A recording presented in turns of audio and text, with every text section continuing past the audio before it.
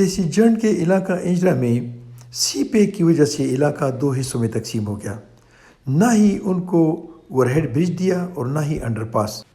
بدقسمتی سے ایک علاقے کا بندہ دوسرے علاقے میں چلا گیا اور اسے وہاں ہارٹ اٹیک ہوا اور وہ فوت ہو گیا۔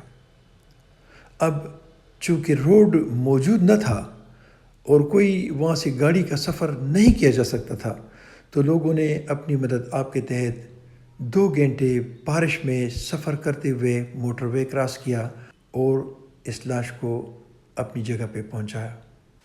ہے نہ یہ اٹک کے تمام جماعتوں کے سیاستدانوں کے لیے شرم کی بات؟ ہے نہ یہ ان کے لیے ڈوب مرنے کا مقام؟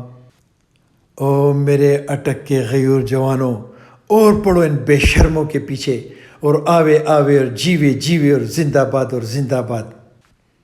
دعا گو ہوں کہ رب العالمین ہم پہ رحم فرما، ہمیں نیک فرما، تاکہ ہم پہ ان جیسے ظالم اور جابر حکمران مسلط نہ ہوں، بلکہ نیک اور شریف سیاستدان حکمران ہوں، تاکہ وہ ہمارے مسائل کو دیکھ کر ان مسائل کا حل ڈھونڈ سکیں اور ان کے لیے حقیقی کوششیں کریں۔ السلام علیکم ورحمۃ اللہ وبرکاتہ۔